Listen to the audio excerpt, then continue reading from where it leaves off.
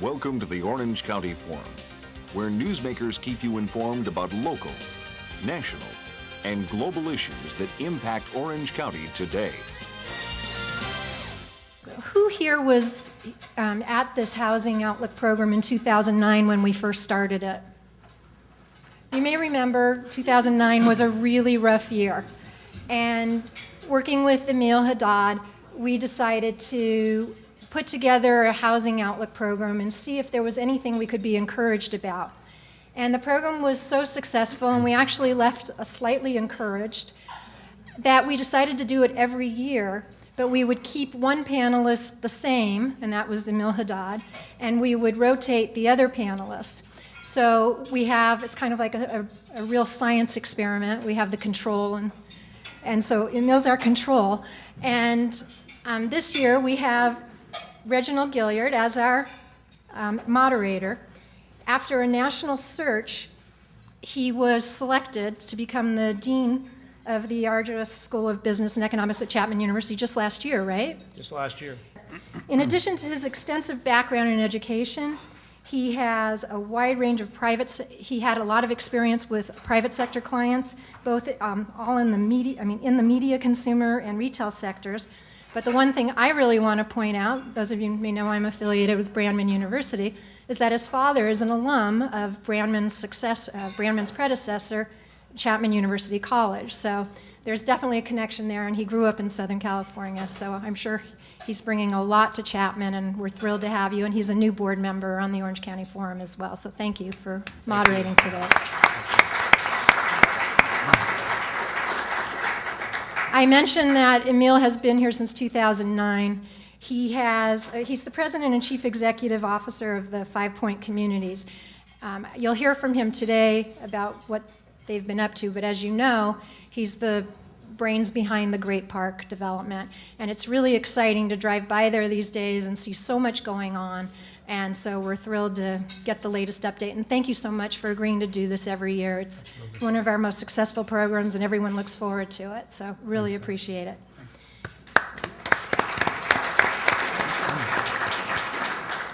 This is our first year that we've had Rancho Mission Viejo represented on the panel, but not for lack of trying.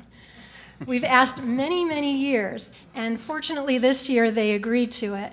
And if I can just talk a little bit off script, I have some knowledge about some of the things the ranch has been doing in South County.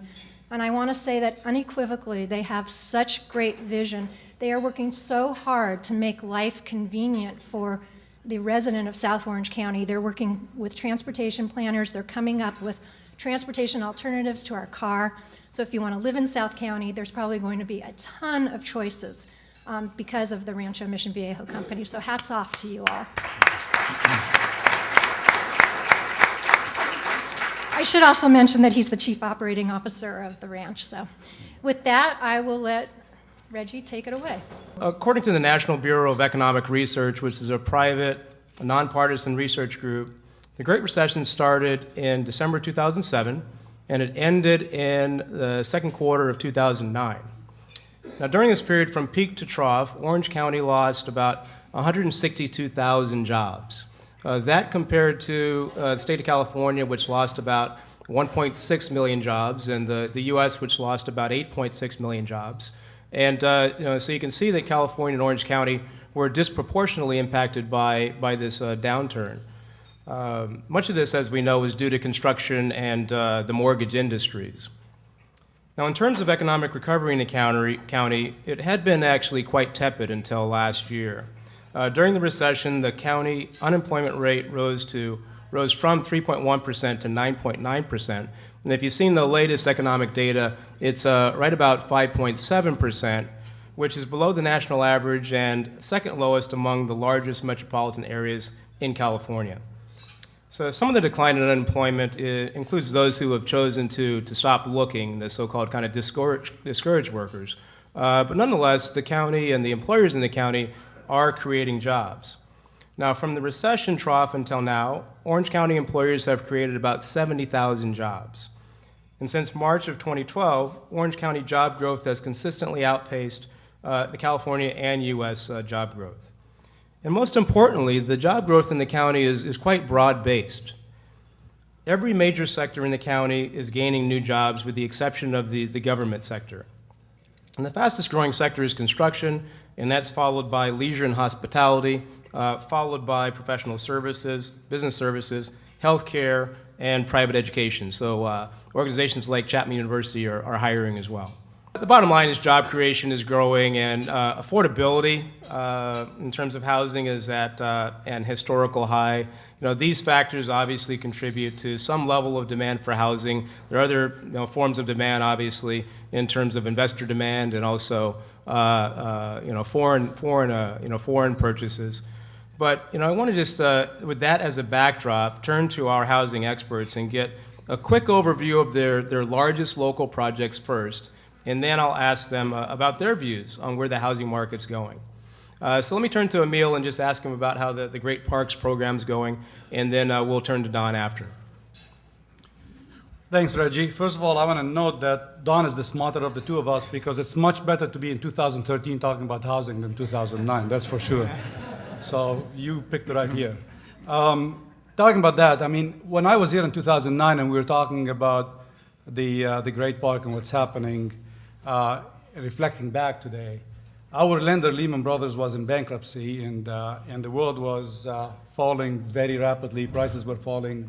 Everybody was looking at housing as if it'll never come back.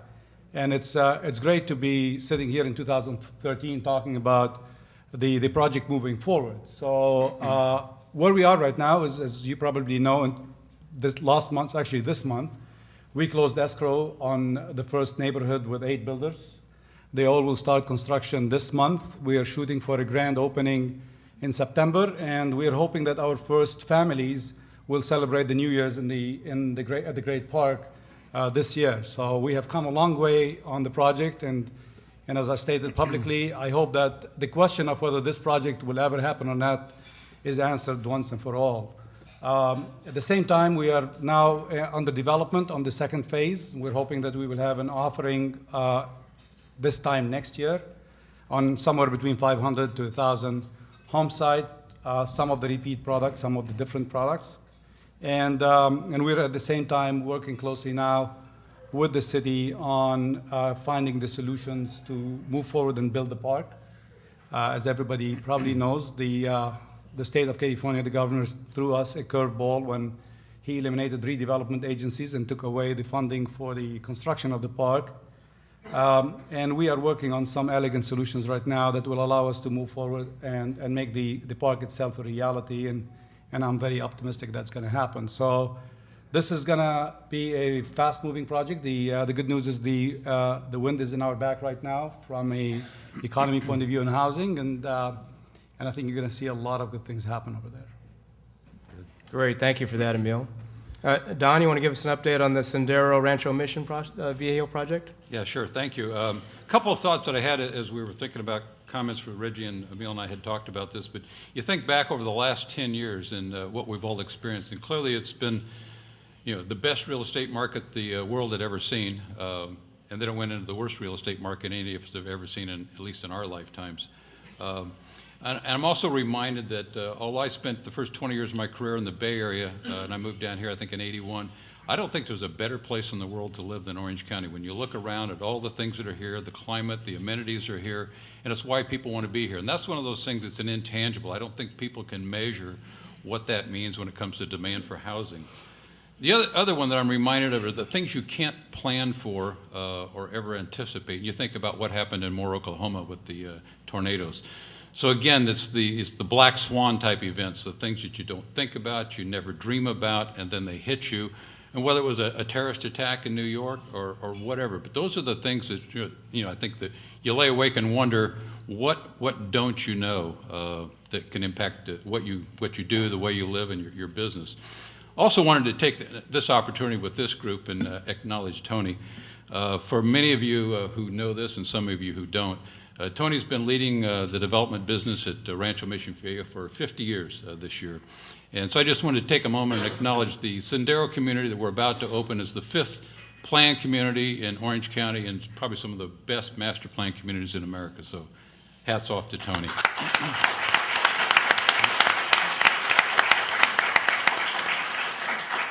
So then we talk about Sendero. So this is the first village in the new community of Rancho Mission Viejo, and that decision was made some time ago about we're entitled for 14,000 dwelling units and 5 million square feet of non-residential, and it's probably a 20-year build-out. Today the ranch is some 23,000 acres. You know, like I say, it will take the better part of 20 years in all likelihood.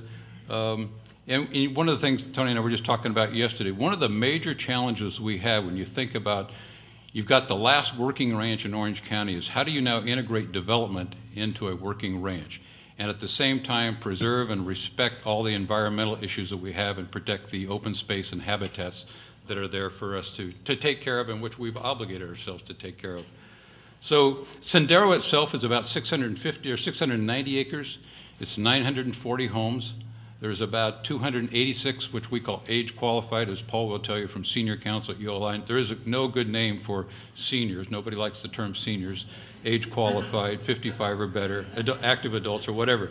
So anyway, we are creating a gated community to address that segment of the market, which hasn't been addressed in Orange County.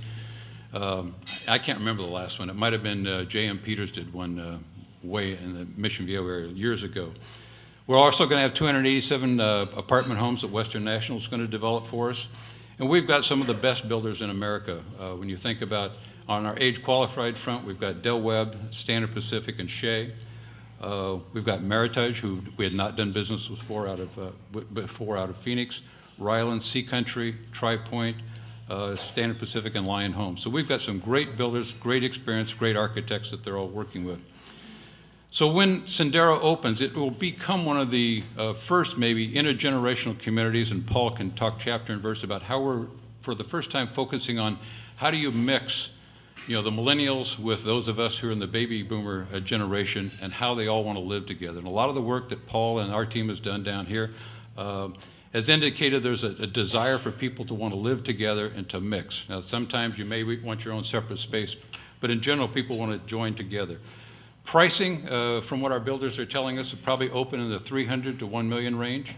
I think one of the concerns that I have is that the increments in terms of what they're releasing is going to be very small, and I think given the dynamics of the marketplace, there's going to be a huge demand.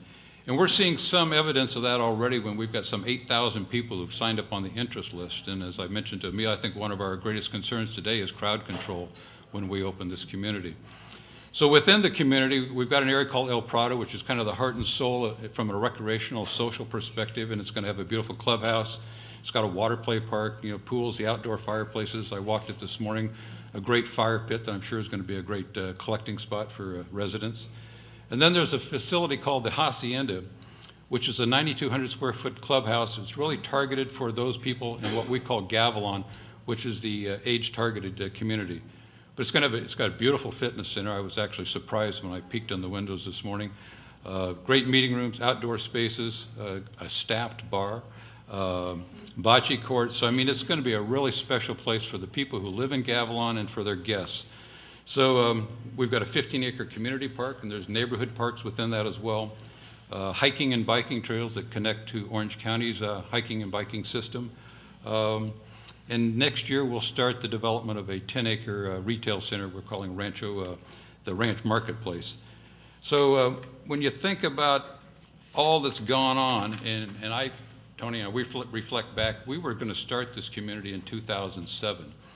Paul and the team had planned it. We had all the permits. We were ready to roll. And somewhere in the first quarter, I think we had a meeting, and I think we'd also had some meetings with some of the builders, and we were getting a pretty tepid interest list, if you will. And fortunately, some of the best decisions you make are the ones you don't do. And that was one that we didn't do. We didn't start in 2007, and then we hunkered down for the next 5 years. And about 3 years ago, watched what the Irvine Company was doing, could see what the market was beginning to show signs of bottoming, and we started planning again. So when you think about where we are today, we are doing CFD financing, also known as Mellarus. It's the only way in today's world you can finance the infrastructure and the community and public facilities that are required to support communities. The property tax rate for the age qualified will be about 1.5%, 1.6% for all age. Our HOA fees will run from $200 to $350, and the grand opening is June 29th and 30th. So, come join us. We've got, like I said, we've got 8,000 people already registered. It's going to be a run for the roses. So if you want more detail, look at ranchomissionviejo.com. But we're very, very excited, and this is going to be a great time. Well, thank you for that, Don. If we can stay with you for a sec, what's your view on the housing outlook for the next 18 to 24 months in terms of growth in home sales, and what are the fundamentals that your company looks at to support this view? Well, like I say, we're very optimistic. We think the market is showing the strength that it's going to have a run for the next 3 to 5 years, maybe a little longer. But certainly we look at all the unemployment, and as you mentioned, the employment growth here in Orange County, the overall economy. You look at the amount of dollars being invested in the U.S., both locally and nationally. We're pretty positive. We think all the signs are there for a good, healthy recovery. That's helpful. Emile, do you concur with that view? Yeah, I do. I definitely do. I think there are a couple of other factors that probably are playing a role in the recovery being a real recovery. One is, if you look today at the relationship between the monthly payment to rent versus to own, you're seeing a negative premium in almost every market, which is starting to really drive people who are in more of a holding pattern, not natural dwellers of apartments, to start making the move. Affordability is a big factor. You have confidence building up. As Don said, you have job creation. And I think in some markets you have a very big foreign buyer influence. Sure. That is creating a lot of the demand. And I think, it's interesting to reflect back on when the market shifted here, and it was all triggered by the residential market in the United States. And I remember having a lot of discussions with a lot of people at that time and talking about how at least my view at that time was that the residential market in the United States was connected to the global economical market. Sure. And I think you're going to see the same thing happen right now. The residential market in the United States is a global market. And I can tell you why I believe so.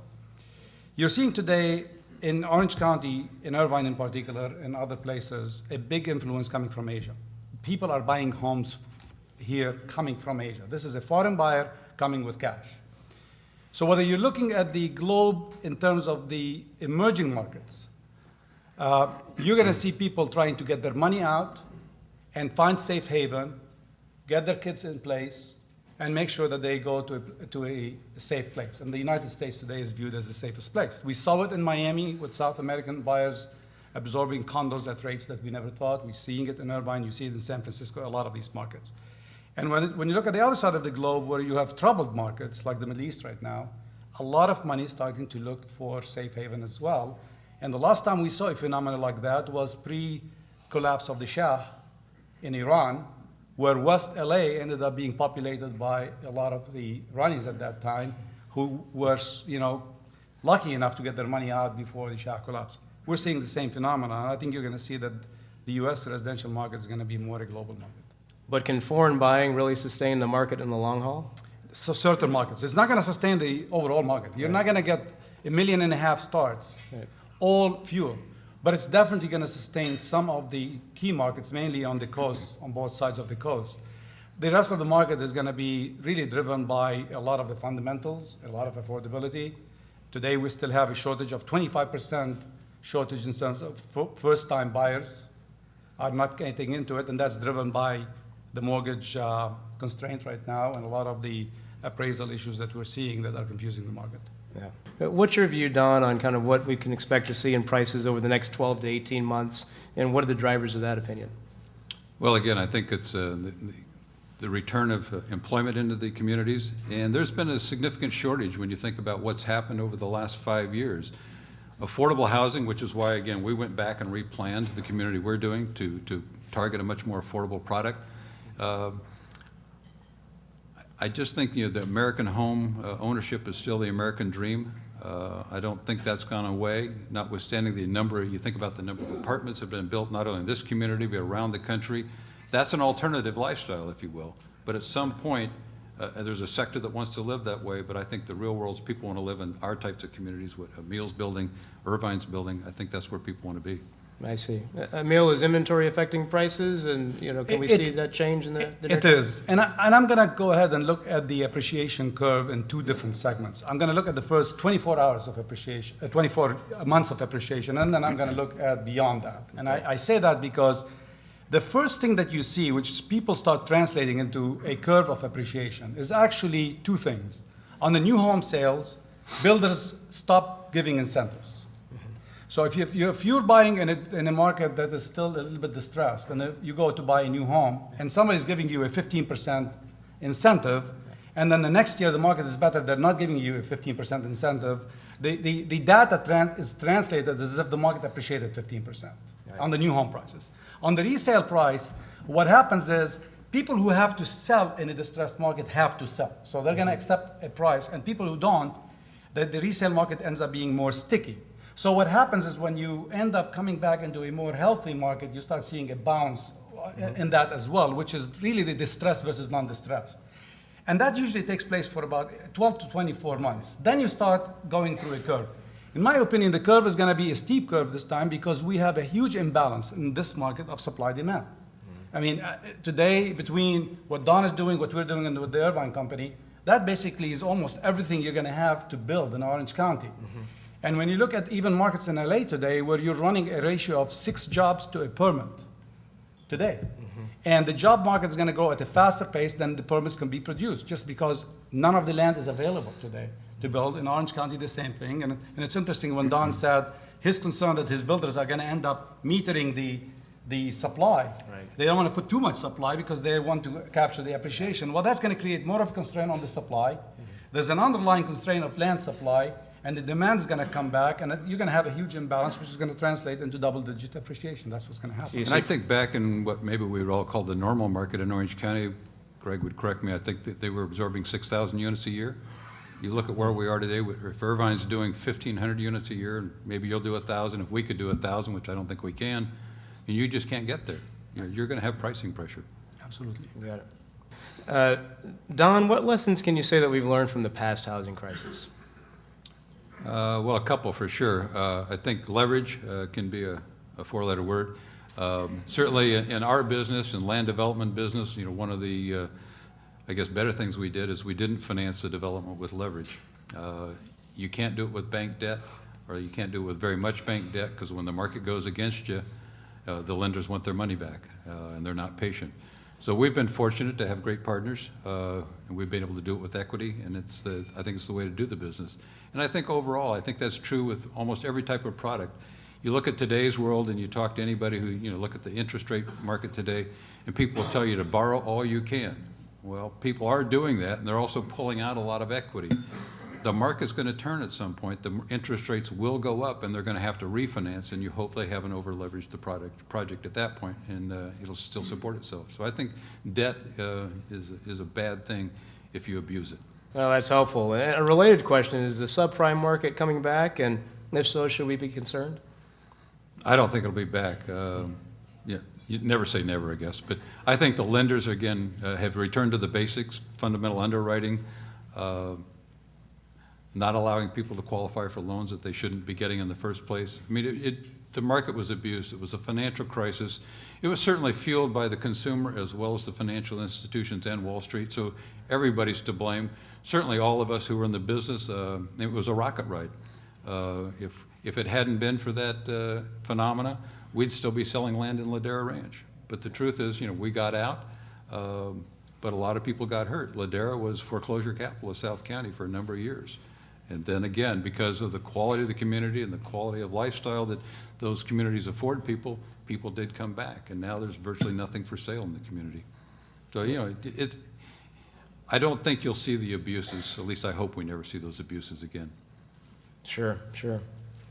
Are investors still dominating the market to a certain extent? I mean, I still read about Blackstone and other private equity folks getting into the game. Are you seeing that, or? Well, I don't think they're dominating the market, no. Yeah. I think they're a very small segment of the market. I think in my opinion, they've been a good factor to absorb inventory. I think it's going to be interesting to watch the business model itself, because I have my own view on the sustainability of the business model, not from an investment point of view, more from a service point of view, because I don't know how you're going to be able to create a service of toilets for 200,000 homes that are spread all over the place. I always say that the only way you do it is you give your plumber a helicopter, but that's the only way you can do it. But I think that they have been a factor in absorbing in absorption, but I don't think they've been a major factor in the buying side. I think the big influence is, I think, for giving the consumer confidence. They saw the market being absorbed. People said, yeah, I better get on the bandwagon. The inventories are going down. At the same time, not everybody wants to own a resale home that's been foreclosed or a short sale that's got a lot of headaches. Right. But I think they have been a good factor, as Emile said. I think they've helped turn the market. You think about look at Phoenix. I mean, it wasn't that long ago that everybody said that's a 10-year market to recover, and it's back. Sure. Any predictions on when the next down cycle is going to hit? No. It's going to be good forever. No, I mean, it's coming. And I think it'll get fueled again by if there's excesses in the marketplace. If I do think that, interest rates will be a moderating force at some point. If you can finance today at 2.5% or 3%, I mean, that's an unbelievable deal. Sure. At some point, interest rates have got to change. The Fed's already thinking about it, pulling back the bond buying exercise. So you're going to see that world change. And let's just hope that, as I say, I'd like to see slow growth, moderate growth. Everybody wants to make a lot of money, but I think we're all better served if it's done over a long period of time. Sure. Look, Reggie, I don't think nobody likes to make predictions. I'm known to stick my neck out and make one. And here's what I think. I can't tell you when. But I think you're going to see a recovery in housing market, again, short of something that's unforeseen. I think you're going to end up seeing inflation kick in at some point in time. Sure. The first leg of inflation is going to be good for real estate because that's a hedge against inflation, and a lot of money is going to go into that, which is going to actually propel the housing market even more as a result of that. But I think at the end of the day, we're not going to be able to react fast enough to pull the money that was pumped into the system. And therefore, inflation is going to kick in, and we're going to see a natural correction in economy that's driven by inflation. So whereas we're all looking at the last cycle and thinking that that's how every cycle turned, no, that doesn't. Housing led to a recession. Usually a recession leads to a housing downturn, and I think you're going to see something like that. Whether it happens in 4 years, 5 years, or 7 or 8 years, nobody knows. Okay. Let's give an Orange County Forum thank you to the panel.